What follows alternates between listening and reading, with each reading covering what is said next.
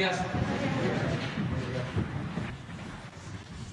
Vamos a tratar el día de hoy, martes, lo relacionado con la salud, la pandemia, el comportamiento de la nueva variante, cómo va el programa de vacunación nacional y también acordamos que se iban a dar a conocer los puntos básicos para la recuperación de Pemex en el propósito de que se cuide el petróleo, que es de la nación, que es del pueblo, que se utilice para el consumo interno, que ya no se continúe vendiendo petróleo crudo y comprando gasolinas, que se mantengan precios justos por los combustibles, que no haya gasolinazos. Toda esta política que está en marcha y que ha implicado inversión desde el principio, mucho trabajo, mucho apoyo solidario de trabajadores, de técnicos y un trato también especial a Pemex, porque antes se le quitaban todos sus ingresos, ahora se les dejan recursos para que puedan operar. En fin, vamos a informar sobre Pemex y comenzamos con la salud.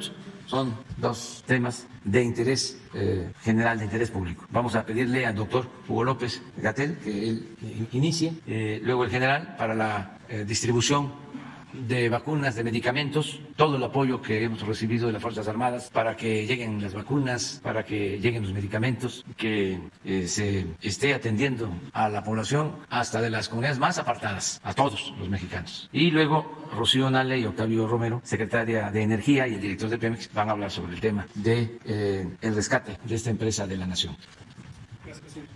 Muy buenos días, secretarias, secretarios, director, muy buenos días, tengan todas y todos ustedes. Vamos a comentar en el Pulso de la Salud sobre la pandemia de COVID-19 y sobre el avance del programa de vacunación y cuáles son las prioridades.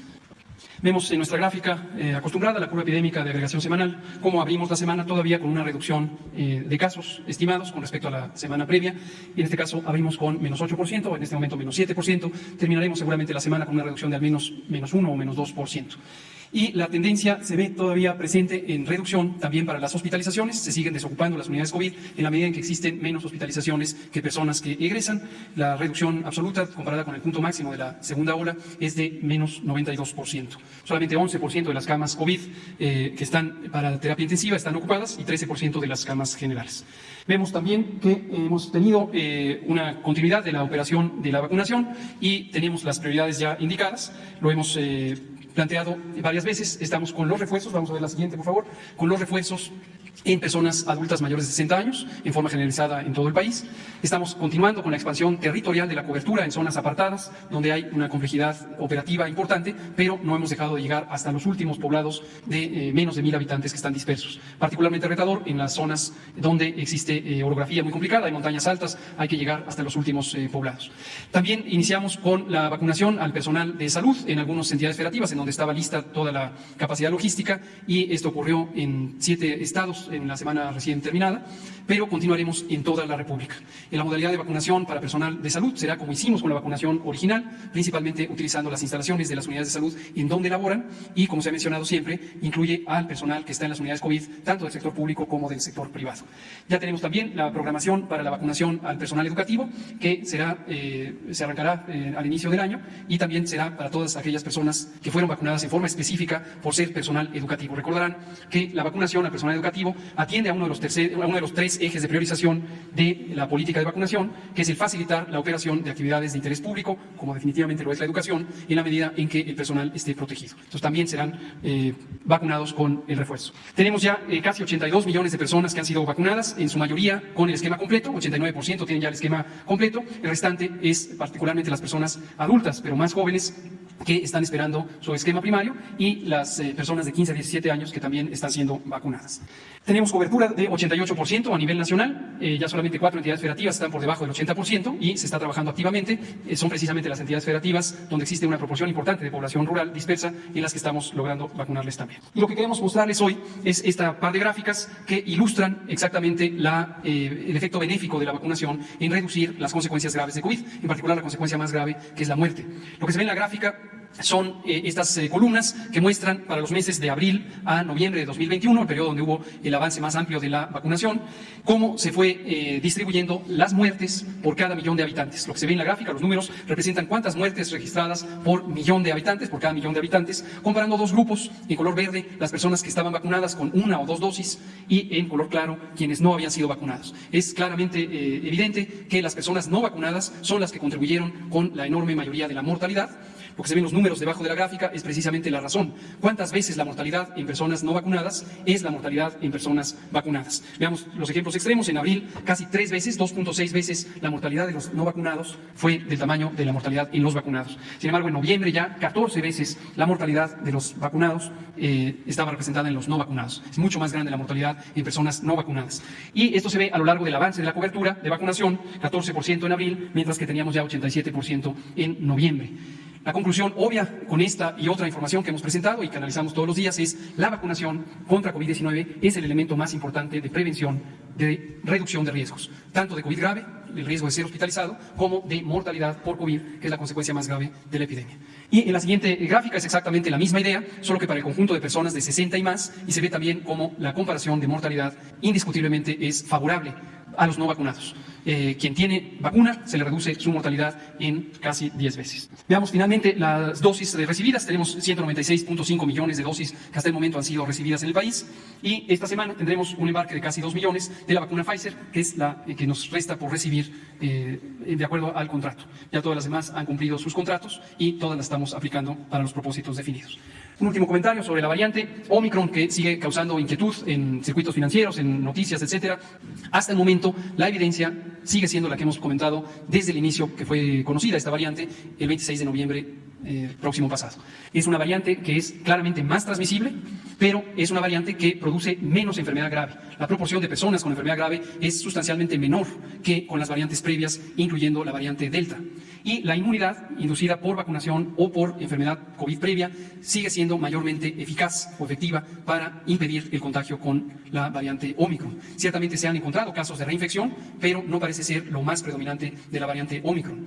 Es muy importante no perder de vista esta información porque con frecuencia se sobreestima la participación de la variante Omicron. Como hemos dicho desde al menos octubre de este año, es indiscutible que en algún momento en México, así como ha ocurrido en otros países, puede haber una cuarta ola. En algunos otros países es la quinta o la sexta ola de la epidemia. Esto lo hemos dicho repetidamente, al menos desde octubre. Esta cuarta ola podría ser a expensas de la variante predominante, que sigue siendo Delta, o podría ya ser a expensas de Omicron. Pero la epidemia de COVID es sustancialmente la misma. ¿Qué podemos ver si se presentara esa cuarta ola a expensas de Omicron? Podríamos ver una gran cantidad de casos, pero una proporción mucho menor de hospitalizaciones de lo que hemos tenido en las olas previas. ¿Por qué razón? Principalmente por el efecto de la vacunación. Es obvio también que en cualquier parte del mundo las medidas de prevención son iguales a las que tuvimos con Delta o con cualquiera de las otras variantes. Sigue siendo la epidemia de COVID-19, no es una nueva epidemia. Las medidas de prevención general, el uso de cubrebocas en espacios públicos cerrados, el lavado de manos, el mantener sana distancia, el reducir la movilidad o la concurrencia en espacios densamente ocupados, la ventilación de los lugares cerrados que ocupamos, siguen siendo medidas efectivas también para reducir los contagios de Omicron y sus consecuencias. Pero sobre todo la vacunación. Entonces seguimos haciendo un llamado a quien no se ha vacunado del esquema primario. Esto incluye a las mujeres embarazadas que se vacunen. Desde luego, quien ya está en la etapa de refuerzo, que se aplique oportunamente el refuerzo con las vacunas disponibles. Y en México iríamos comentando ocasionalmente cómo van avanzando los contagios de Omicron, pero insistimos, es la misma epidemia. Esta contabilización que se ha hecho de 32 casos que anunciamos recientemente, 42 que tenemos hasta ahorita registrados, tiene poco sentido porque la epidemia sigue siendo la misma. Prestar una atención deliberada a este elemento es distraer de los otros elementos sustantivos. Seguirán apareciendo casos de Omicron, como siguen apareciendo casos de Delta, en la medida en que la epidemia siga activa. Mientras siga activa en cualquier parte del mundo, seguirá activa también, muy probablemente, en México. Gracias. Con su permiso, señor presidente, vamos a hacer el informe de la distribución de vacunas. Entre el 17 y el 27 de diciembre arribaron a nuestro país vacunas Pfizer y AstraZeneca con un total de 23.386.300 dosis. De estas se organizaron para distribución 2.727.665 dosis de la siguiente manera. Se distribuyeron el día 27, el lunes 27, por vía aérea 628.645 dosis y por vía terrestre 2.099.020 20 dosis. En las aéreas se organizaron 3 rutas aéreas para atender a 10 entidades federativas. La ruta 1 cubrió los estados de Sinaloa, Baja California Sur, Sonora. La 2, Nuevo León, Chihuahua y Nayarit. La ruta 3, Oaxaca, Tabasco y Yucatán. En la distribución terrestre hubo 7 entidades que acudieron a la Birmex y a INCAN a recoger sus dosis. Estas fueron Ciudad de México, Hidalgo, Estado de México, Morelos, Puebla, Querétaro y Tlaxcala. Y 9 entidades se les distribuyeron a partir de Birmex por rutas terrestres. La ruta 1 cubrió Michoacán, Jalisco y Colima. La 2, Aguascalientes y Zacatecas. La 3, San Luis Potosí y Coahuila. La 4, Veracruz y la 5, Guerrero. A todas las rutas se les dio la seguridad, como se ha venido haciendo con personal del Ejército, de la Armada y de la Guardia Nacional. En total, aquí tenemos el resumen, las dosis, 2.727.665 dosis distribuidas, por vía aérea 628.645, por vía terrestre 2.099.020, se atendieron 26 entidades federativas, se materializaron 34 escoltas de seguridad en las 34 rutas, se realizaron 13 operaciones aéreas con 18 horas y media de vuelo. En total empleamos 1.032 elementos de las Fuerzas Armadas, 102 vehículos y 3 aeronaves. En cuanto a los medicamentos, en lo que es el traslado de los medicamentos a los almacenes estatales del IMSS, se han atendido 3 entidades federativas del 5 de diciembre al día 20. Ya está concluido esos 13 estados, ya están en los almacenes. Aquí vamos a esperar a que se reorganicen para hacer los paquetes y podamos llevarlos a las instalaciones. Están trabajando en esto. Se emplearon tractocamiones de la Secretaría de la Defensa, de la Secretaría de Marina y de las empresas que apoyan al Instituto, al IMSS. A partir de enero también vamos a trasladar un total de 20.5 millones de piezas, 2.063 toneladas de medicamento a estos almacenes estatales. Adelante, en cuanto a los medicamentos ya en su destino final, llevamos 8 estados que hemos atendido, son Nuevo León, Jalisco, Chihuahua, Nayarit, Colima, Sonora, Tamaulipas, Estado de México. Se han llevado a 258 unidades médicas. En cuanto se tengan listos, como ya mencioné, en los otros estados que tienen ya sus medicamentos, continuaremos con esta actividad. En cuanto al INSABI, la siguiente, en cuanto a la distribución a los almacenes del INSABI en los estados, también se han atendido a 13 estados, ya se les llevó sus medicamentos. A partir del día de hoy se proporcionará apoyo para 4 estados, es Morelos, Puebla, Tlaxcala e Hidalgo. También, adelante por favor, los estados que ya han dado su anuencia para apoyar personal de Fuerzas Armadas y Guardia Nacional en la distribución al destino final. Ya completamos lo que es Guerrero y Tlaxcala, atendiendo a 196 unidades médicas, y en los otros 8 estados están también reorganizando los paquetes médicos. Ahí serán 3.708 unidades médicas a las que les llevaremos sus medicamentos. Es todo, señor presidente. Buenos días, señor presidente. Muy buenos días a todas y a todos. Vamos a hablar hoy de las 10 tareas de Petróleos Mexicanos, de Pemex, que nos van a permitir alcanzar la autosuficiencia energética y garantizar que los precios de los combustibles no incrementen su precio en términos reales, entre otras cosas. Si me permite, presidente. La primera tarea tiene que ver con las reservas de hidrocarburos. En esta lámina podemos observar cómo las reservas vinieron disminuyendo desde el 2012 de 13.800 millones de barriles a 7.000 millones al inicio de esta administración. Nosotros hemos alcanzado estos números en los 2 primeros años y la idea es dejar el mismo número de barriles que encontramos, un poquito más, 7.1 millones de barriles. Esta es nuestra proyección en cuanto a reservas para el año 2024. La que sigue, por favor. La producción de hidrocarburos es la siguiente. En noviembre del 18, un mes antes de iniciar esta administración, la producción era del orden de 1.719.000 barriles. Hoy estamos en 1.756.000 y alcanzaremos en el 2024 los 2 millones de barriles, que es el objetivo que nos ha planteado el señor presidente de la República. La que sigue, por favor. Adelante. Bueno, esta gráfica habla del cambio de modelo al que se ha referido el presidente en diversas ocasiones. En estas barras podemos observar en el color marrón el número de barriles que se procesan en las refinerías, en el Sistema Nacional de Refinación. Si ustedes observan, en noviembre del 18 se procesaban 506.000 barriles y se exportaban 1.190.000. Para el año 2021 ya estamos procesando 714.000 barriles y estamos exportando 1.019.000 barriles. Para el 2022, es decir, el próximo año, ya estaremos procesando 1,5 millones de barriles en nuestras refinerías, sobre todo porque va a entrar la refinería de Deer Park y vamos a exportar el próximo año nada más 435,000 barriles. En el 22 va a incrementar el SNR con sus 6 refinerías, Cadereyta, Madero, Minatitlán, Salamanca, Tula, Salina Cruz, van a incrementar su producción, va a entrar Deer Park y por eso nos vamos a 1,500,000 y la exportación se reduce a 435. Pero ya para el 23 y para el 24 prácticamente toda la producción de Pemex se va a procesar, se va a refinar, porque va a entrar ya en operación la refinería de Dos Bocas y el proyecto de Cangrejera, que también va a refinar más de 100,000 barriles. De manera que prácticamente el 100% del crudo mexicano se va a refinar en nuestro país para garantizar el abasto de combustibles. La que sigue, por favor. Esta gráfica lo único que pretende es manifestar los volúmenes del SNR, de Dos Bocas y de Deer Park, es cómo se distribuiría el crudo mexicano. La que sigue, por favor. Esta le sería yo la palabra a la secretaria de Energía. Gracias. Buenos días, señor presidente. Bueno, esta es la planeación con la que se ha trabajado para cambiar la política energética del país y transformar y procesar nuestro crudo. Son las 6 refinerías que actualmente se tienen y se integra lo que es Dos Bocas, un tren de aromáticos de Cangrejera, que el tren de aromáticos procesa y refina crudo ligero, y incluimos ya lo que es la refinería de Deer Park. En la planeación de este proyecto ya se consideró cuánto crudo maya se necesita de acuerdo a la propia tecnología de cada refinería, cuánto crudo se necesita de acuerdo también a la especificación para procesar un promedio de 2 millones de barriles. De hecho, podríamos en un futuro aumentar un poco más, pero con 2 millones, que es la sustentabilidad de la exploración y explotación, estaríamos produciendo y obteniendo 858,000 barriles de gasolina, 542,000 barriles de diésel, y vamos a dejar todo el sistema nacional de refinación a un 86% de su utilización. En el 2018, cuando llegamos en 1 de diciembre del 2018, encontramos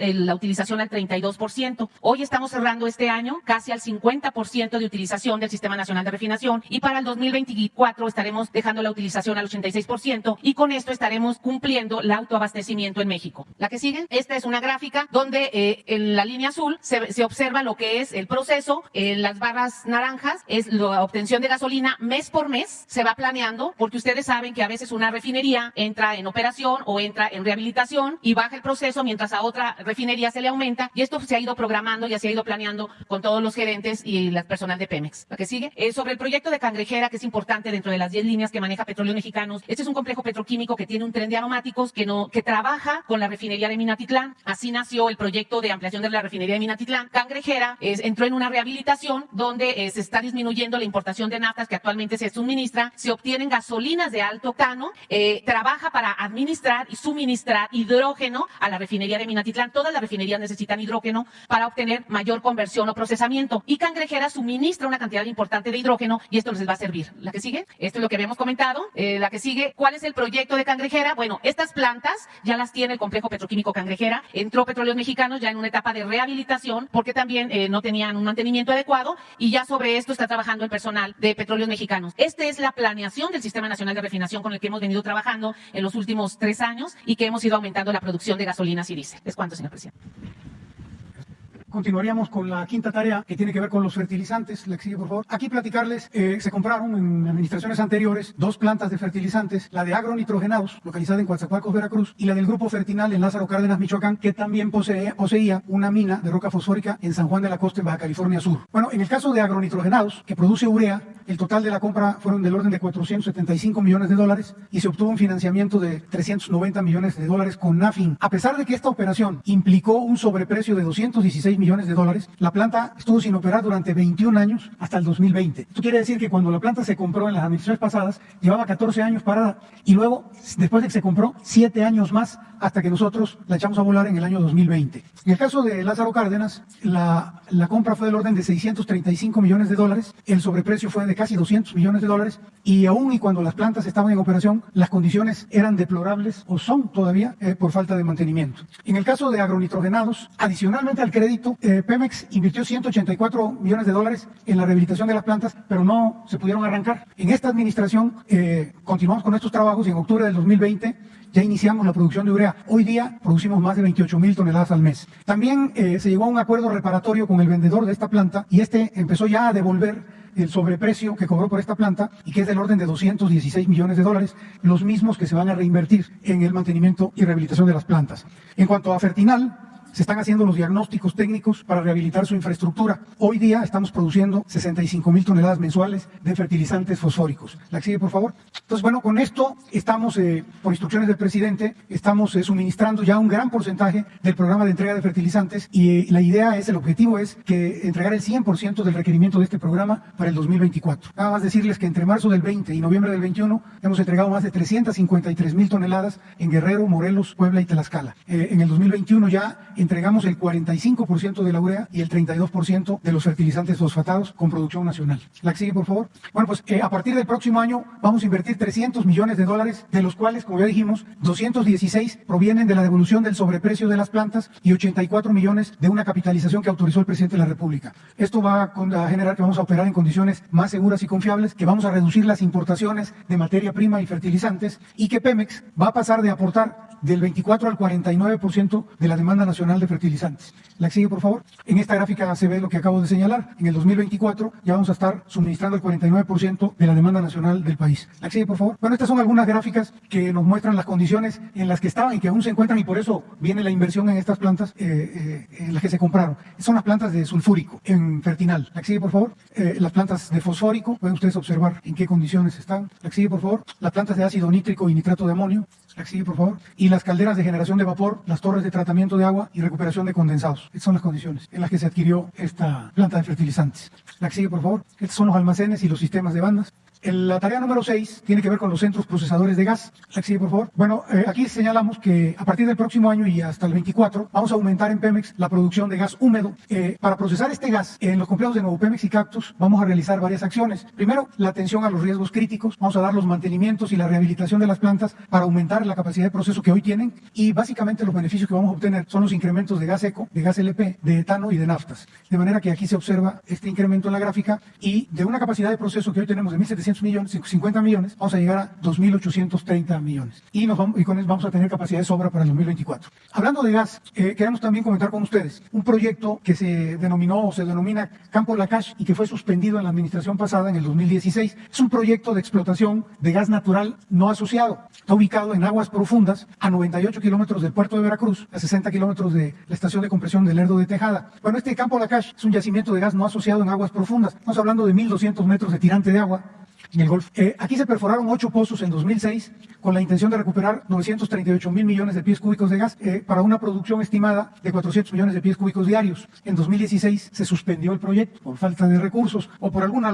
otra razón, pero ya se habían invertido, y esto es lo relevante, casi 1.400 millones de dólares, y esta suspensión desde 2016 le implica un costo a Petróleos Mexicanos, es decir, al país, de cerca de $900,000 cada mes por concepto de renta de equipos que todavía se encuentran en distintos países del mundo. La que sigue, por favor. Muy bien, Lakach fue el único proyecto de aguas profundas en donde se perforaron pozos. Dado los costos de extracción del gas, este proyecto no resultó rentable, no es rentable. Las alternativas que tenemos son perder los 1.300 millones de dólares que se enterraron en estos pozos o continuar con el proyecto con participación de la iniciativa privada. Ya se hizo un análisis y hemos concluido que con una inversión adicional de 1.459 millones de dólares por parte de privados, una asociación con privados, Pemex podría recuperar casi 1.200 millones de dólares, disminuyendo la pérdida a tan solo 253 millones de dólares. La conclusión es de que no vamos a alcanzar a recuperar el total de lo que se invirtió, pero sí la gran mayoría. Y este es como uno de los pendientes que todavía nos quedan, que heredamos de las administraciones pasadas, y este es un reflejo de lo que fue la reforma energética y de lo que fue el famoso tesoro en el fondo del Golfo de México, ¿no? El tesoro de las aguas profundas. Un verdadero fracaso. La sigue, por favor. Muy bien, la tarea número 7 tiene que ver con la recuperación del mercado de combustibles. Aquí, como antecedente, decir que en 2015 la reforma energética liberó los precios de los combustibles y permitió la entrada de privados en el mercado, lo que redujo la participación de Pemex en el país. Las empresas privadas se apropiaron de las estaciones de servicio de Pemex, lo que trajo como consecuencia que pasáramos de tener más de 12,000 estaciones de servicio a poco más de 7,000 hoy día. Aquí hay que recordar que en la reforma energética se hablaba de que se iba a duplicar el número de estaciones de servicio, que si habían 12,500 iban a haber 25,000, porque los privados iban a invertir. No invirtieron.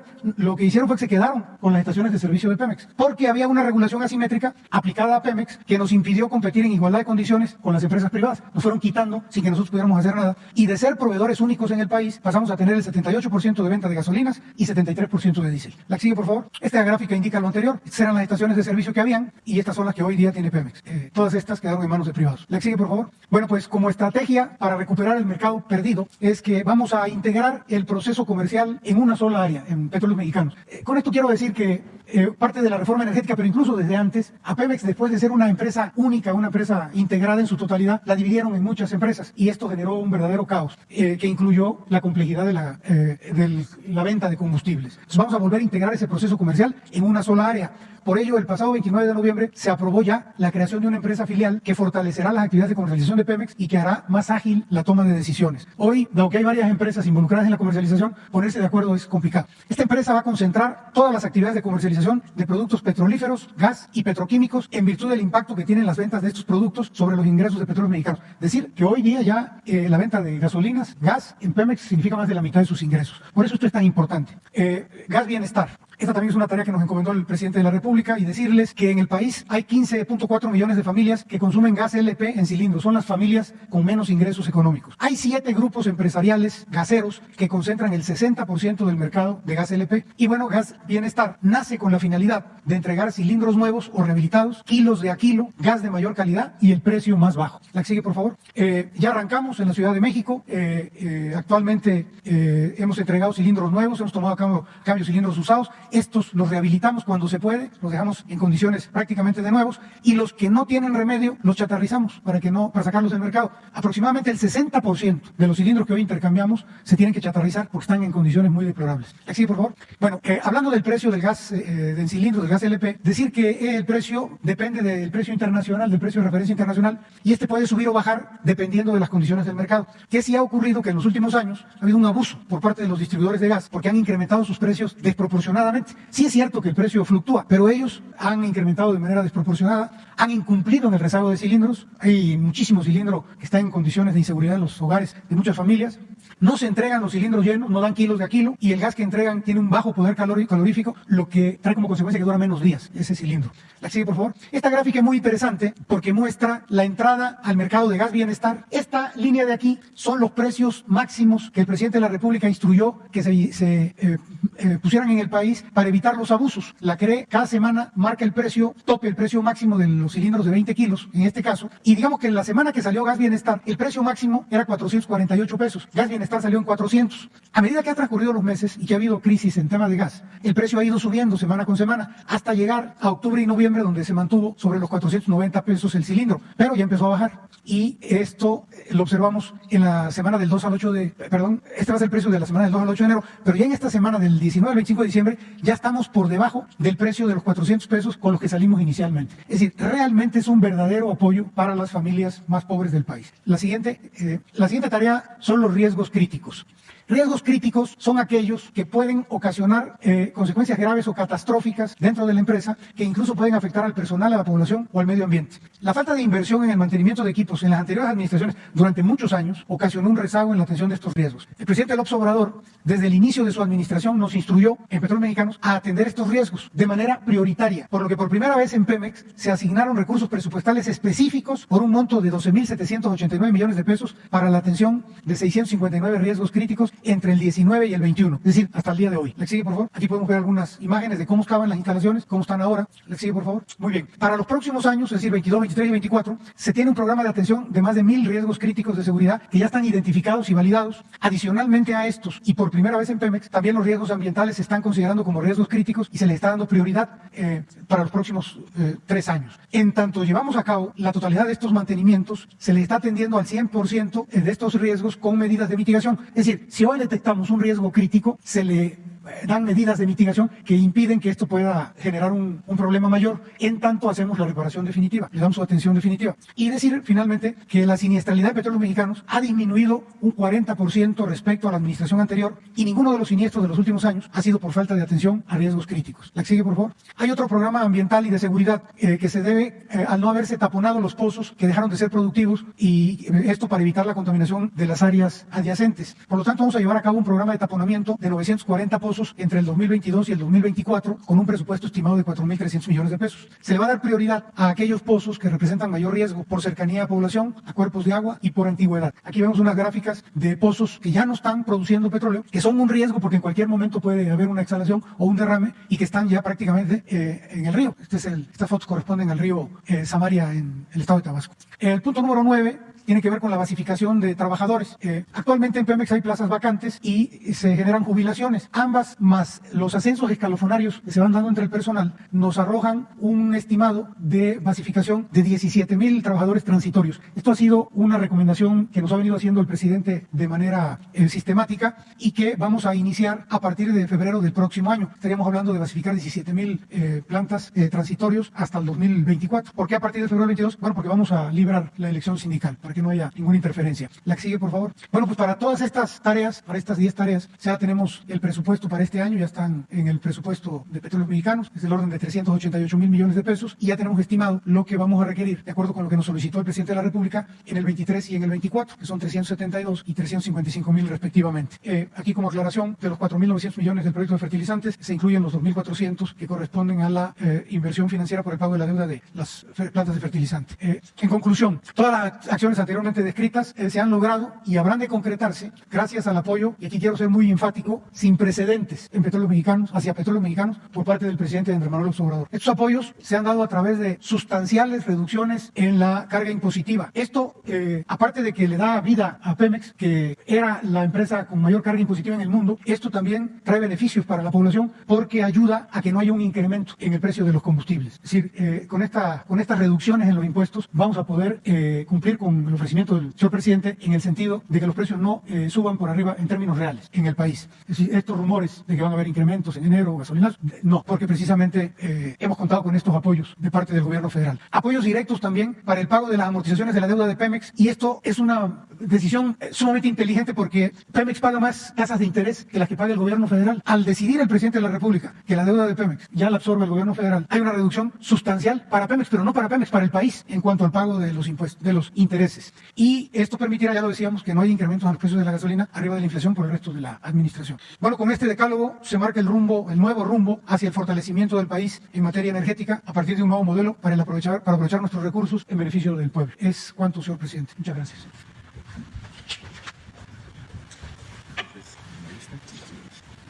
Te doy mi iPhone 25. Vamos con las dos compañeras. Compañero, quedó pendiente. Y aquí tengo Víctor Buendía, Carlos Pozos y Hans Salazar. Buenos días, presidente. Buenos días a todos. Nancy Flores, de la revista Contralínea.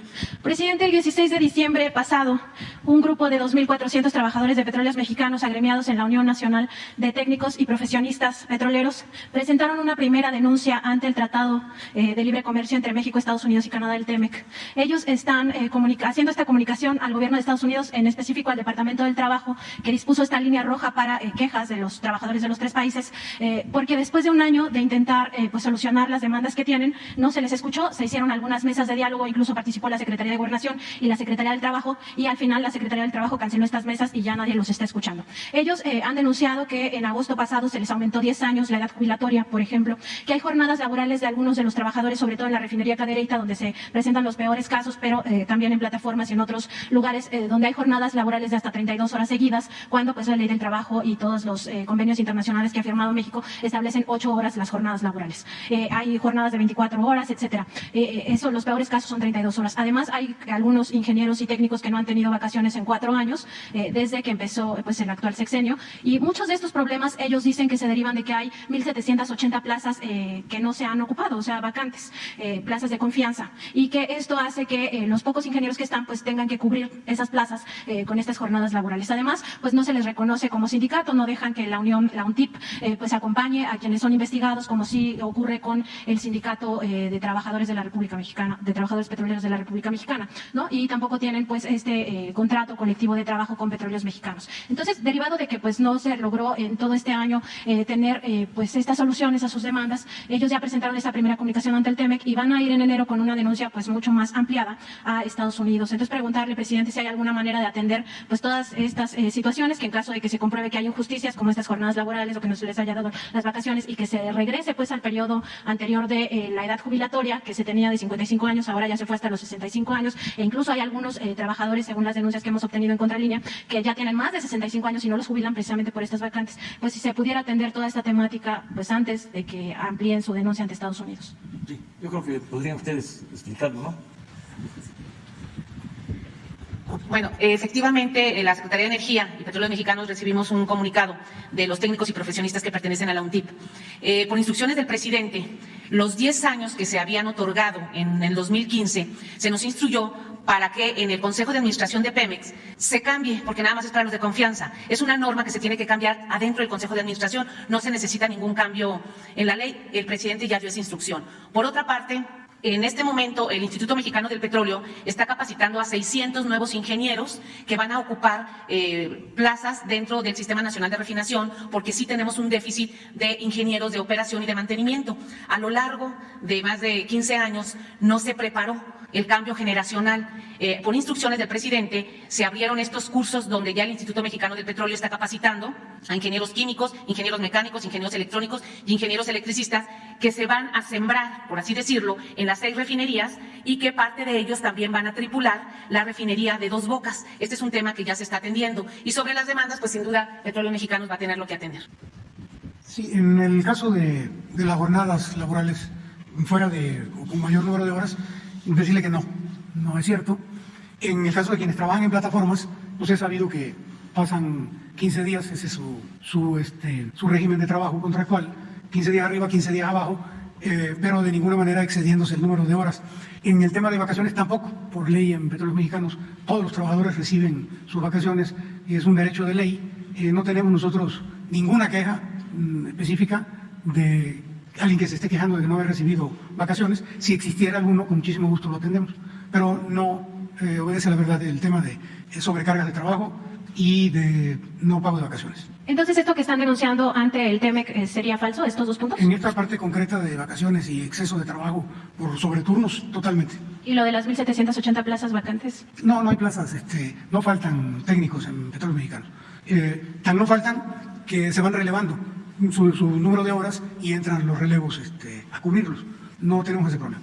Presidente, y en otro tema, el 13 de diciembre... Es importante decirle a los trabajadores de Pemex, a los técnicos, que tenemos empeñada nuestra palabra de que no van a haber despidos, de que vamos a ir basificando a transitorios que se van a convertir en trabajadores de base con plazas. Vamos a cuidar de que las nuevas plazas se entreguen a transitorios de mayor antigüedad, porque antes había la mala costumbre de entregar las plazas a los recomendados. Eso se termina. Va a ser de acuerdo, de conformidad con la antigüedad. Y también, en una visita que hice a una de las refinerías, me plantearon lo de la edad de jubilación, decirles que no se va a modificar la edad jubilatoria en Pemex. Incluso hasta les expliqué que cuando llegamos, los dirigentes que ya no están, nos ofrecieron que si no les quitábamos prestaciones, léase, privilegios a los dirigentes, podían ellos autorizar que se aumentara la edad de jubilación. Y les dijimos no, ya no puedo decirlo de otra forma. Les dijimos no, y ese fue el compromiso cuando se revisó el contrato colectivo. Y esto aplica para los trabajadores y aplica para los técnicos. Ese fue el compromiso que hicimos. En el caso de la Comisión Federal de Electricidad, como los apretaron mucho, los dirigentes pues no resistieron lo suficiente, ahí sí se modificó la edad de jubilación. Es decir, se aumentó la edad de jubilación. Y cuando llegamos, me plantearon los trabajadores de que querían que se regresara al contrato colectivo anterior en lo que corresponde a la jubilación. Y cumplimos, se regresó a como estaba anteriormente. Es decir, no se aumentó la edad de jubilación. Con los trabajadores electricistas, con los trabajadores petroleros, con los técnicos electricistas, con los técnicos petroleros, es que estamos rescatando a estas 2 empresas públicas. Por eso es muy buena la relación. Por eso también estos resultados, nada podríamos hacer sin los trabajadores. Y ellos se dan cuenta de los cambios, de la diferencia. Imagínense si no se iban a dar cuenta de que en Pemex compraron estas plantas chatarras, si no se daban cuenta de cómo establecían o cobraban precios excesivos por cualquier contrato de mantenimiento en las plantas. Ahora, la mayor parte de los trabajos de mantenimiento en las refinerías se están haciendo con los trabajadores de Pemex, de planta y transitorios. Hay bastante trabajo, se están utilizando los talleres de las refinerías y la gente está entregada, porque queremos todos rescatar a Pemex y rescatar a la Comisión Federal de Electricidad. De todas formas, vamos a ver lo que estás tú denunciando o planteando. Sobre todo porque ya se presentó ante Estados Unidos, ¿no? Sí, es una denuncia que se hizo ya ante otro. Pero además es bueno que existe ese mecanismo. Esto tiene que ver con el tratado, que incluyó ahora el que haya un trato justo a los trabajadores. Cuando todavía Estábamos en campaña. El presidente Trump, que tenía una postura pues, muy especial con relación a México, al inicio, aunque después hubo un cambio importante, te agradecemos mucho. Bueno, al inicio habló de que había que aumentar los salarios de los trabajadores en México. Yo fui al norte en campaña y dije que en eso coincidía con el presidente Trump, cuando todavía no eran buenas las relaciones, como lo fueron después, y terminamos en muy buenos términos, y como son muy buenas las relaciones ahora con el presidente Biden y con todo el gobierno de Estados Unidos. Tan es así que ahora que se compró la refinería Deer Park, ellos autorizaron la compra, porque son procesos complejos. Interviene el Departamento de Estado, el Departamento del Tesoro, desde luego la Secretaría de Energía, hacen pues, una investigación profunda y fue en la Casa Blanca donde se dio la instrucción de que se confiara en México, se confiara en nosotros, en el pueblo de México, y que quería mantener siempre una relación de amistad. Entonces, qué bien que ahora existe esto de que un trabajador o un grupo de trabajadores, un sindicato, puede ir a presentar una denuncia a Estados Unidos. Y lo mismo nosotros, porque es de ida y vuelta, es recíproco. Si se están cometiendo abusos del lado estadounidense a los trabajadores, nosotros también podemos recurrir a tribunales internacionales en esta materia. Presidente, el 3 de diciembre pasado hubo una reunión plenaria del Sindicato de Trabajadores Petroleros de la República Mexicana de cara a las elecciones que ya vienen a finales de enero de 2022. Y en ella los 36 líderes de las secciones sindicales pues decidieron ir y apoyar a Ricardo Aldana como su único candidato. Ricardo Aldana, bueno, presidente, usted debe de tener muchísima información al respecto, pues participó en lo que se conoció como el Pemex Gate. Él ha sido tesorero del Sindicato Petrolero desde hace muchísimos años y pues tuvo participación en este desfalco que se hizo en la campaña electoral de 2000 para beneficiar al priista Labastida Ochoa. Y ha participado pues en muchas cosas como tesorero del sindicato. Preguntarle, presidente, ¿que no sería importante pues que estos líderes se hicieran a un lado ya en estas próximas elecciones, sobre todo entendiendo que pues es alguien muy cercano a Romero de Champs, que además está siendo investigado porque la Unidad de Inteligencia Financiera denunció a ambos, tanto a Carlos Romero de Champs como a Ricardo Aldana, por todas las, digamos, los manejos financieros que se hicieron con las cuotas de los sindicalizados, pero también con dinero de Petróleos Mexicanos? Tan solo decir que en el sexenio de Peña Nieto se le transfirieron alrededor de 20,000 millones de pesos de Pemex al sindicato por diferentes situaciones, algo que ya pues se corrigió en este gobierno, pero que finalmente utilizaron ese dinero para viajes, lujos, compra de autos lujosos, residencias, etcétera. Y la Unidad de Inteligencia Financiera, cuando estaba Santiago Nieto, pues presentó estas denuncias. Y nada más como paréntesis, pues decir que Ricardo Aldana ya tiene 67 años, es decir, que se debió de haber jubilado hace 12 años y pues no lo ha hecho porque lo que representa el sindicato en términos financieros pues es muy importante para ellos, ¿no? Entonces, ¿qué mensaje podría mandarle a los trabajadores petroleros de cara a las elecciones que vienen? Y sobre todo, pues esto que ya prácticamente sería quien se quede en el sindicato, si es que así ocurre, que sea el candidato único, porque finalmente, como usted lo ha venido reiterando, pues quizá no es en esta primera ocasión que se pueda democratizar ese sindicato tan grande. Bueno, para la parte legal, se acordó de que nos iba a informar Luisa María mañana, si te parece, que ella hable sobre el tema. Yo lo que le puedo decir a los trabajadores y a todos los ciudadanos, así de manera resumida, sintética, como consignas, como frases que dicen mucho, es primero que la libertad no se implora, se conquista. Segundo, que los caciques duran hasta que el pueblo quiere. Tercero, lo que decía Hidalgo y repetía mucho Juárez, el pueblo que quiere ser libre lo será. Agrego, se va a garantizar que las elecciones sean limpias y libres. Está en las manos de los trabajadores, si quieren mantener el mismo sistema o el cambio, en manos de los trabajadores, porque se va a votar de manera libre y secreta, y nada de excusas de que es que me amenazaron, nada de que es que ya me llegó un volante en donde dicen que si no voto por fulano o por mengano o por perengano, que me atenga a las consecuencias, porque todo eso hay, amenazas, intimidaciones, hay libertad, vamos a cuidar nosotros el proceso. Además, va a haber una aplicación, nadie se va a enterar, no es como los acuerdos que hacían antes los políticos corruptos en lo oscurito, que le decían a los líderes opositores, vamos a reunirnos, nadie se va a enterar. Y ellos mismos tomaban las fotos y apenas salía el líder opositor, empezaron a salir las fotos. No, aquí es cuidar. Y nosotros no podemos impedirle a nadie que participe.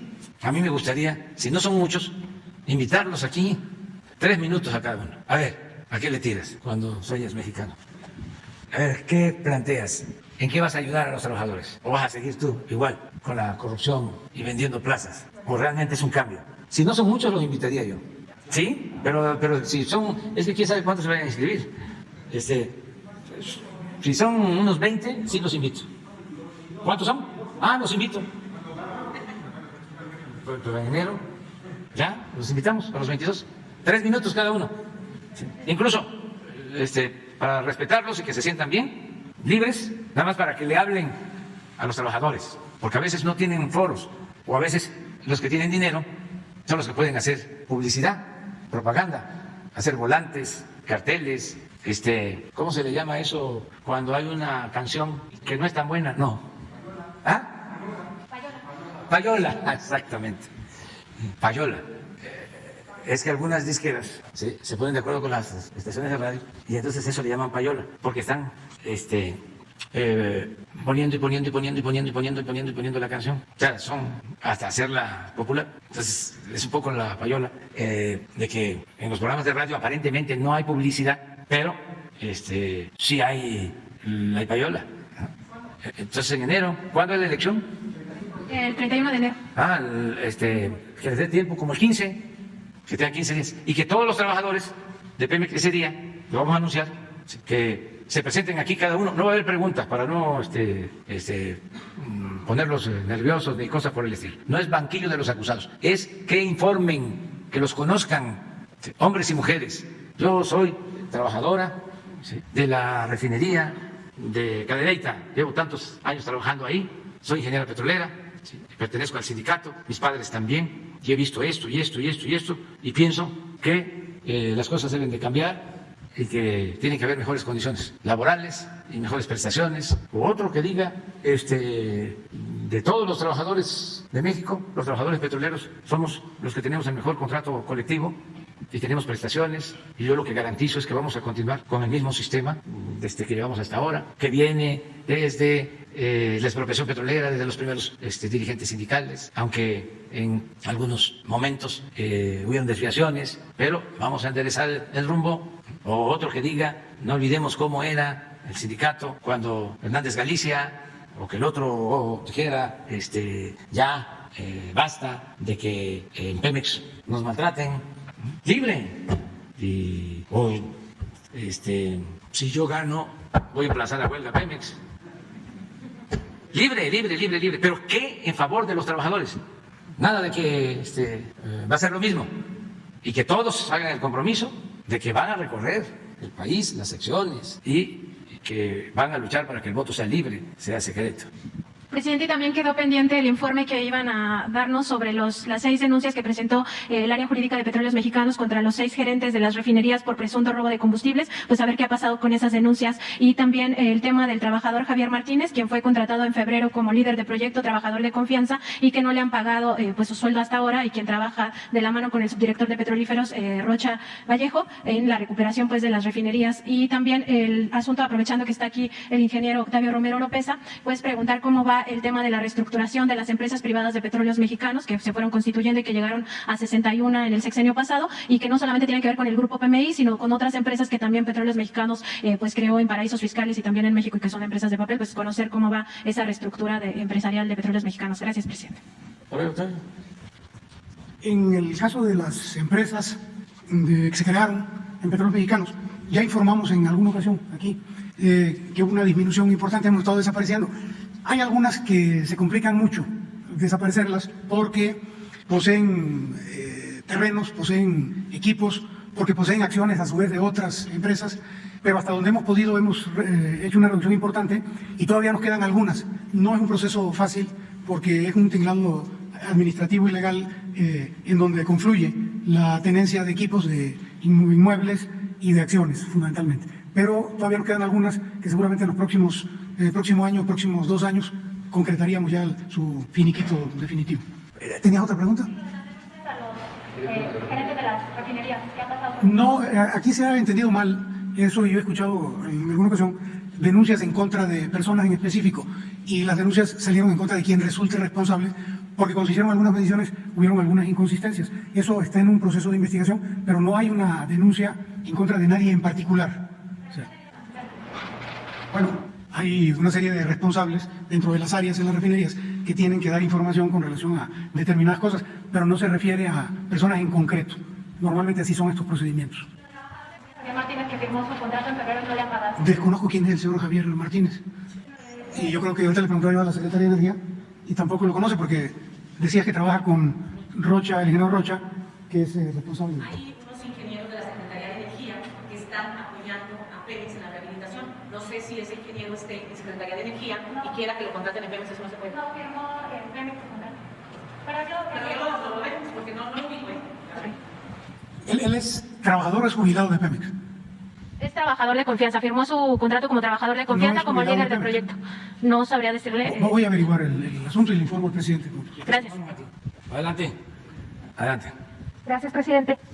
Shaila Rosagel, corresponsal del Grupo Gil, El Imparcial de Sonora, La Crónica de Mexicali, Frontera de Tijuana y El Imparcial.com México. Buenos días a todos. Presidente, bueno, Cajeme cerró el año con un aumento del 53% en homicidios dolosos, de acuerdo con el último informe que dieron aquí de seguridad. Preguntarle, ahora que fue el almirante Ojeda a reunirse con el gobernador Durazo, si le comentó qué acuerdos se hicieron para esta región en específico, y entrando el año, qué plan se tiene para Cajeme en específico, Guaymas, toda esta región que no ha logrado bajar los índices pues de criminalidad, a pesar de la presencia de Guardia Nacional y todo lo que se está haciendo allá. Si tienen algún plan especial o algo que vayan a hacer. Pues hemos estado trabajando, definimos 9 estados en donde se han presentado incrementos en homicidios. A ver si recuerdo y si no que me va a ayudar a quedar. Es Quintana Roo, Jalisco, Michoacán, Chihuahua, Baja California, Sonora, no, Zacatecas, sí. Colima no, son 9. A ver, regresamos. Vamos del norte, Baja California. Aquí están. Y a esto me quería referir. Este fue el informe que acaba de presentar la Secretaría de Defensa, el general Sandoval, hace unos días, el 20. Y estos son. Sí, son 5, digo 9. Guanajuato, Baja California, Chihuahua, Michoacán, Jalisco, Estado de México, Sonora, Zacatecas y Quintana Roo. Estos son los resultados. El 13 de agosto inició la estrategia especial para estos estados. Incluso ya fuimos del 13 de agosto hacia finales de este año. Ya los visitamos, con excepción de Sonora, que como habíamos estado, dejamos para el inicio del año próximo. Pero todos estuvimos en Guanajuato, Baja California, en Chihuahua, en Michoacán, en Jalisco, en Estado de México, en Zacatecas y en Quintana Roo, para ver este aumento en homicidios. Y este es el resultado en Sonora. Nada más, si estás refiriéndote a KGM, habría que verlo. Pero en Sonora, en general, este es el resultado que tenemos y ya vamos a informar el mes próximo de cómo vamos.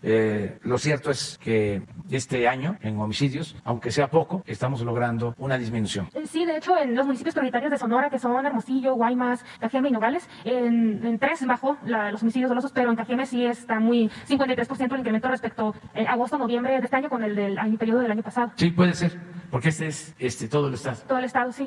Entonces, pero ya vamos a informarles de lo que se está haciendo. Mucho trabajo en coordinación con el gobierno del estado, Guardia Nacional, Defensa, Marina. Estamos trabajando. Dice que va a ir a principios de enero a Sonora. ¿Sería la primera semana, presidente? Sí, creo que a mediados de semana o a principios de febrero, porque tenemos 2 compromisos ya de tiempo atrás. Vamos ya a inaugurar 500 bancos del bienestar en un fin de semana. No vamos a llegar a los 500, pero van a empezar a funcionar 500. Así es, ¿verdad? A partir del día 21 de enero. Nada más que la Secretaría de Defensa nos va a recomendar dónde. Y luego el fin de mes tengo que regresar al Tren Maya. Pero la semana de mediados de enero está pendiente y puede ser Sonora. Lo que quiero es que se avance más en el compromiso que hicimos para atender en la sierra de Sonora. Hay un plan ahí especial. Gracias, presidente. Presidente, Baja California se registra una cifra histórica de migrantes, 66,000 entre abril y noviembre, más que en 2019 y 2020, de acuerdo con datos de la patrulla fronteriza. Son migrantes de todas partes del mundo que están intentando cruzar hacia Estados Unidos. Los albergues están en su máxima capacidad, presidente, y hay muchos migrantes deambulando por las calles, durmiendo en las banquetas. Entonces, preguntarle cuáles son las medidas que se están implementando específicamente del gobierno federal para ayudar, para atender en este fenómeno en Sonora y Baja California. Sí, acabamos de tener una reunión de evaluación sobre eso. Hace como 5 días estuvieron los responsables y podemos informarles para entrando el año, si te parece, sobre la situación migratoria. Gracias, presidente. Ya por último, para el doctor Hugo López-Gatell, la pregunta que quedó pendiente la semana pasada sobre la vacunación de niños de 5 a 11 años, preguntarle qué tan viable ve esto para México, ya que pues, en Estados Unidos ya se está poniendo esta vacuna a estos sector de la edad infantil, y también en Europa, la OMS en Europa está recomendando que se aplique esta vacuna a los niños pequeños de 5 a 11 años. Entonces, bueno, ahorita que usted estaba hablando de que es una epidemia de no vacunados, pues son estos niños los que pues, no han sido vacunados. Entonces, preguntar qué tan viable ve para México que se pudiera aplicar esta vacuna. Sí. presidente. Gracias, Charles Rosgel. Con mucho gusto. La OMS no ha recomendado la vacunación a niños. Usted acaba de decir que la OMS recomendó que en Europa se vacunaran a niños. No se ha recomendado, la OMS, la Organización Mundial de la Salud, no ha recomendado la vacunación a niños. Hay que tenerlo muy claro. Al contrario, la Organización Mundial de la Salud repetidamente ha insistido en que tenemos un problema mundial de desigualdad en la distribución de vacunas. Y ha llamado repetidamente a que se priorice la vacunación con el esquema primario de personas adultas en los países que tienen muy baja vacunación porque no han tenido acceso a las vacunas. Y la lógica es una lógica de salud pública muy importante de entender. Esto es un problema mundial en la medida en que haya extensas zonas del mundo y porcentajes muy amplios de población no cubierta por vacuna. Eso va a afectar a los países que tienen poca vacunación, pero también a los países que tenemos alta vacunación. La generación de mutantes, de nuevas variantes, precisamente se da en los contextos de baja cobertura de vacunación. Entonces, el mensaje de la Organización Mundial de la Salud hasta el día de hoy sigue siendo, como sistema mundo, debemos priorizar el acceso a las vacunas para los países que tienen muy baja cobertura de vacunación. Y esto es principalmente a la población adulta, porque es la población que tiene el mayor riesgo de enfermedad grave y de muerte. Y lo que ha dicho la Organización Mundial de la Salud es, en vez de avanzar en terceras dosis, cuartas dosis, quintas dosis, vacunación a edades cada vez más bajas, como sistema mundo prioricemos la vacunación del esquema primario en estos países que tienen baja cobertura. Entonces, ese es el llamado de la OMS hasta este momento. No es cierto que la OMS haya recomendado vacunar niños. ¿Por qué en algunos países vacunan a edades cada vez más bajas? Cada país tiene distintas razones. Entre otras, hay países que tienen excedentes de vacunas. Hay países que contrataron 3 o 4 veces su población en vacunas. Les sobran vacunas. Se están acercando además los calendarios de expiración de las vacunas y les urge aplicarlas, les urge sacarlas. En algunos casos han tomado la decisión, yo creo muy sensata y generosa, de donarlas. Nosotros estamos agradecidos con el gobierno de Estados Unidos que nos ha donado ya hasta el momento casi 11 millones de dosis de vacunas, posiblemente nos dará otro donativo. También lo ha hecho otros países. Nosotros mismos hemos donado vacunas, en nuestro caso no porque se nos vayan a expirar, sino lo hemos hecho conscientes de la importancia de que esto es un asunto mundial y tenemos que trabajar solidariamente en todo el mundo. Entonces, en México no estamos considerando vacunar a niños, en este momento a niños menores de 15 años, estamos vacunando solo de 15 en adelante, en personas sin comorbilidad y en niños de 12 a 17 años que tienen enfermedades que les aumentan el riesgo de complicaciones por COVID. Es una lógica de salud pública, es una lógica técnica, científica. Esa es la razón. Sí, o sea, no fue una recomendación, sino fue como que se mostró a favor. Hans Klug, que es de la OMS de Europa, él comentó, esto salió apenas hace unos días, desde principios de diciembre en Europa, pues dice que se mostró a favor de la vacunación de los niños más pequeños, ya que no solo reduce su papel en la transmisión de COVID-19, sino que también los protege de la gravedad pediátrica. Es decir, pues se está discutiendo en el mundo conforme van llegando, así como se dice, los países que van vacunando. Gracias por su comentario. No confundir las posiciones institucionales con lo que puede declarar un funcionario que le hacen una entrevista. Yo no conozco a este señor Hans Klug, respeto su punto de vista, habrá que analizar cuáles son sus elementos de evidencia, pero no es la posición de la Organización Mundial de la Salud, ni tampoco de la Oficina Europa de la Organización Mundial de la Salud. Gracias. Vamos a la lista porque ya se va acercando la hora del chocolate. Víctor, buen día. Gracias, presidente. Buenos días. Buenos días a los invitados. Víctor, buen día. Para Víctor Blogs y México Informa de YouTube, señor presidente.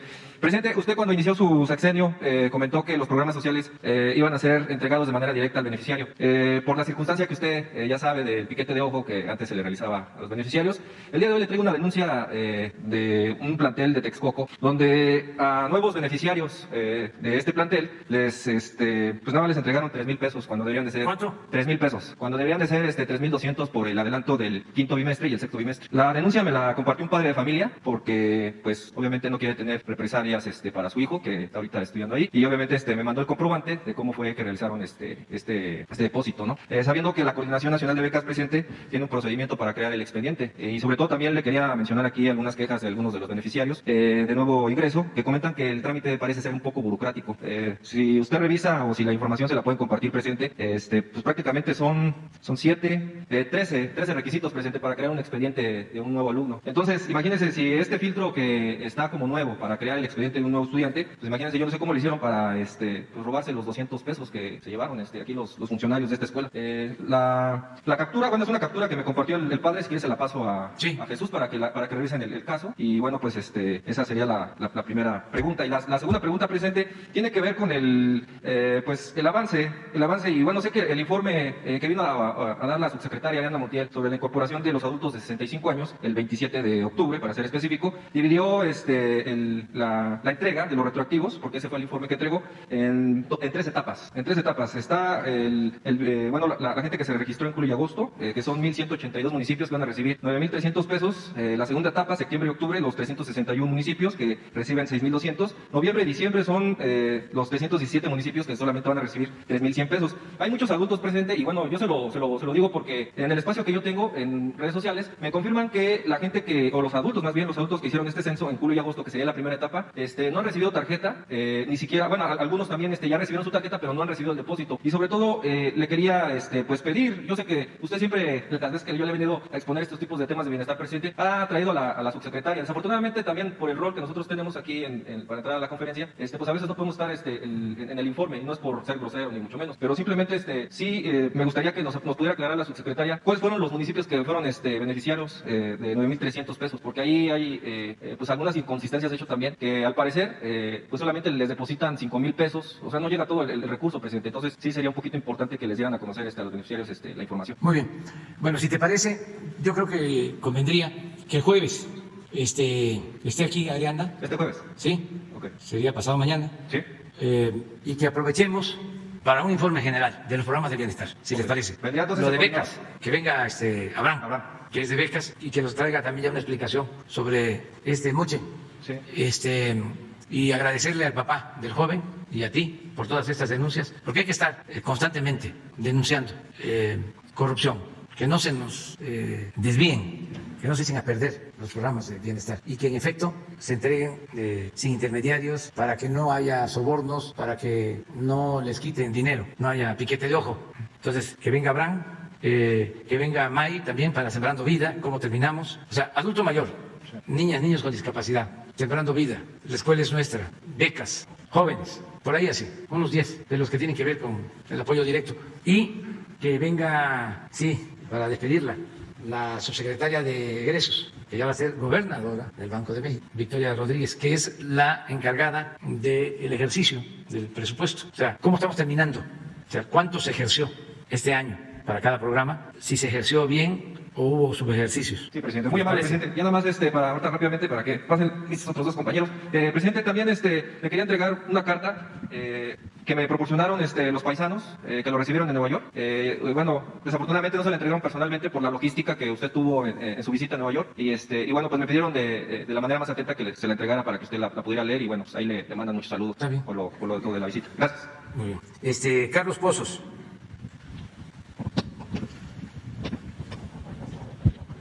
Buenos días, jefe del Poder Ejecutivo Federal.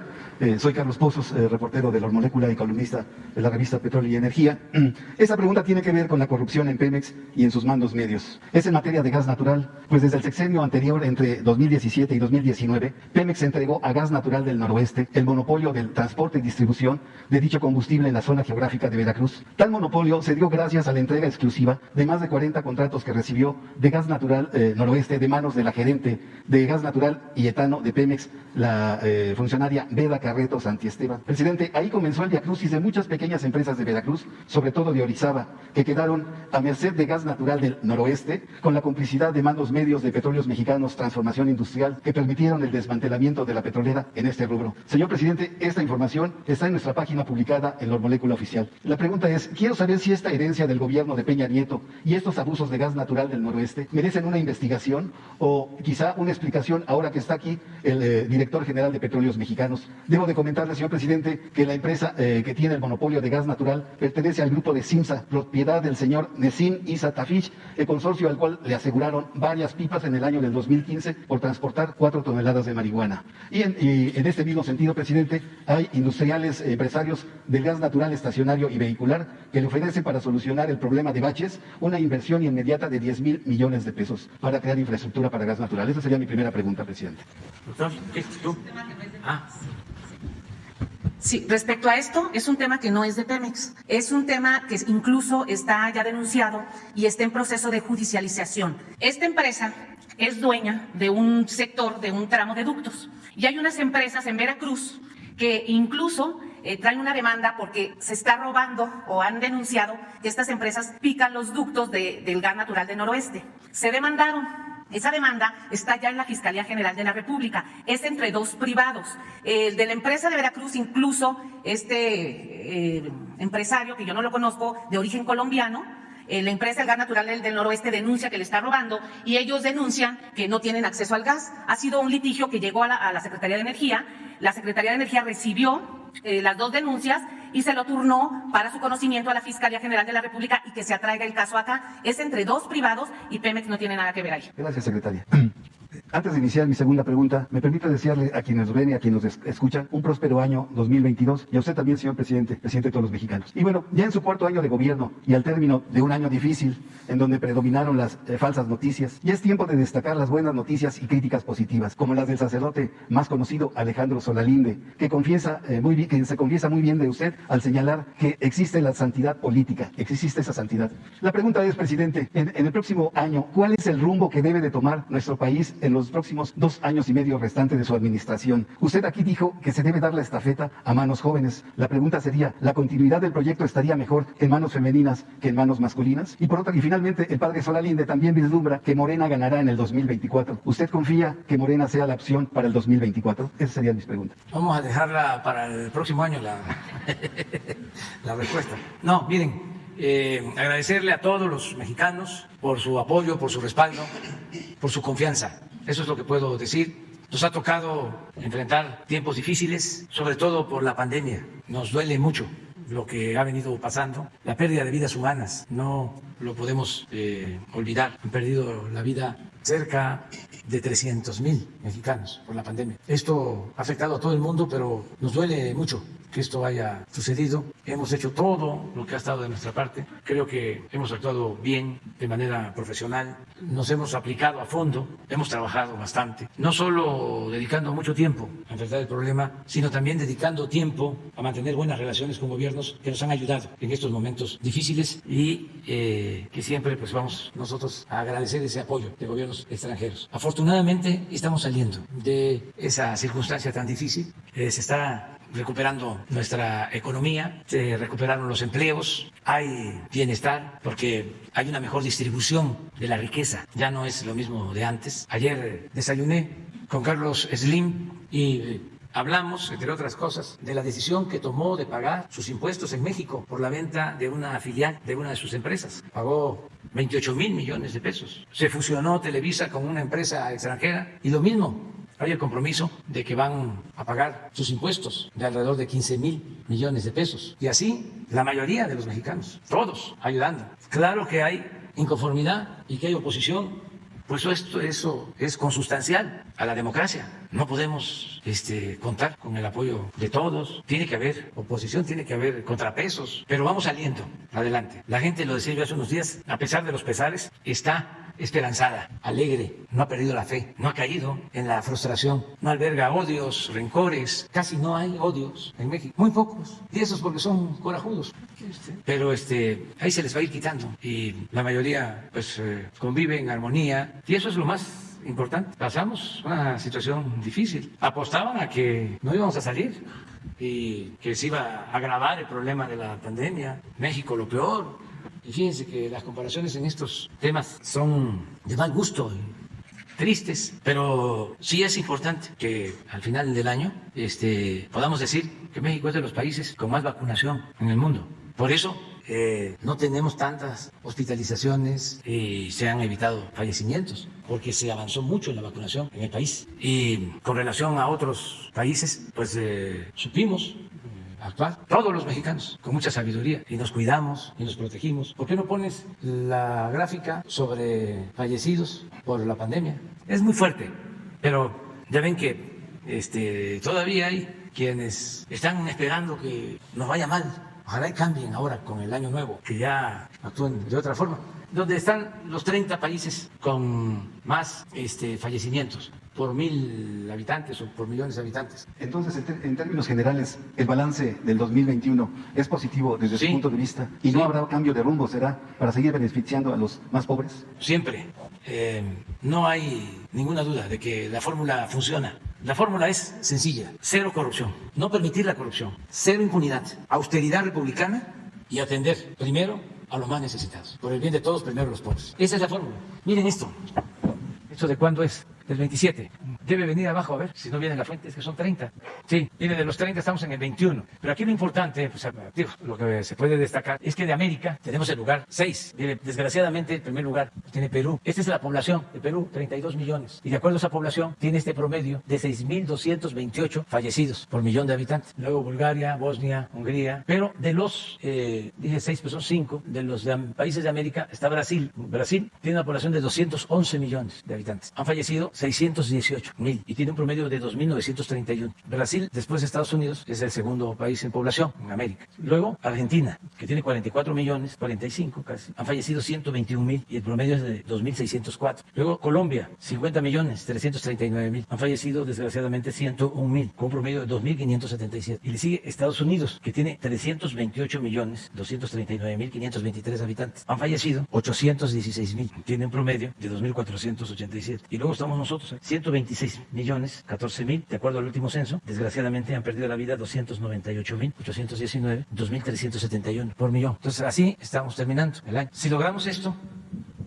es porque nos aplicamos todos. En primer lugar, la gente. Voy a dar un dato que, pero en aras de la objetividad y de decir siempre la verdad y no mentir. La Ciudad de México es de las ciudades del mundo donde más se usa el cubrebocas. Y ahí, pues no se puede decir que sea por el presidente, para que vean lo grande que es, lo grandioso de nuestro pueblo. Entonces, la gente, el que los adultos mayores hayan sido cuidados en sus casas, por sus hijas, por sus hijos, por sus familiares, como los cuidaron. Antier, el domingo que llegué, estaba lleno. Me llamaba la atención, no solo que había mucha gente, sino que ya había gente mayor, o sea, familias, donde llevaban a los ancianos respetables en silla de ruedas. Ya también cuidando ahí. Esta es la familia mexicana, la principal institución de seguridad social. Acuérdense que cuando empezó la pandemia hablamos de que, a diferencia de otros países, y lo dije con todo respeto y lo voy a seguir diciendo así, aquí a los adultos mayores no se les envía, no se les lleva a los asilos, se quedan en nuestras casas. Eso no pasa en Europa, con todo respeto, eso no pasa en Estados Unidos, en Canadá. Eso es nuestro, eso es México. Bueno, la gente, luego el personal de salud, todos. La solidaridad internacional, ya lo hablé, ya lo planteé. No teníamos nada, el sistema de salud estaba en el suelo, teníamos hospitales inconclusos, el ejército se metió a construir y a terminar hospitales, y lo mismo hizo la Marina, y a contratar personal y a formar personal, porque no tenemos médicos generales. No olvidemos que hay un déficit que nos dejó la política neoliberal o neoporfirista. Se requiere un médico, se requieren 3 médicos por cada 1.000 habitantes, y tenemos 1.2 por cada 1.000 habitantes, por la política del rechazo a los jóvenes que querían estudiar. Bueno, los trabajadores de la salud, los profesionales. ¿Cuánto cuestionamiento a Hugo? Le ganó con mucho al doctor Alcocer, porque el doctor Alcocer trataba lo general y Hugo fue y es el responsable de esto. Por ejemplo, esta pregunta de ahora, de los niños, que está hecha de muy buena fe, porque la compañera es una de las mejores periodistas de este país. O sea, nada de actuar de mala fe o de forma tendenciosa, pero la pregunta es pues, fuerte, porque son los niños. Entonces, los adversarios, ¿no?, que se fijan en todo.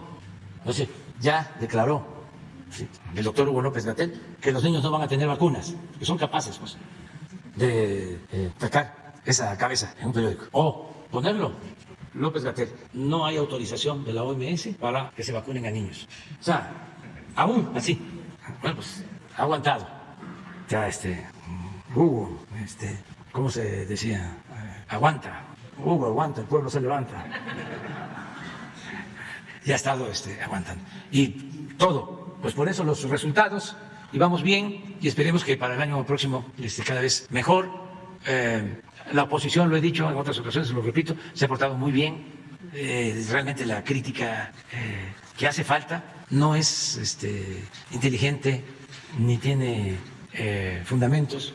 No argumentan que porque desayuno con Carlos Slim y que se aparecen, ¿por qué no pones el video? Una vajilla ahí. ¿Cómo andan viendo eso? O sea, les prometo que nunca me había yo dado cuenta de que, o sea, no había reparado en eso. Es un comedor que quedó ahí desde hace muchísimo tiempo, se usa, y pues dijimos, vamos a desayunar aquí. ¿Por qué no la pones? Y se fijan en la vajilla. Ojalá y fuese de la época de Maximiliano, pero no, porque saquearon muchas cosas que habían quedado. Hay de Maximiliano, pues algunas esculturas, pero todo está controlado por Hacienda, pero ahí está. Aquí atrás, las vajillas. Ya voy a invitar a López Origa.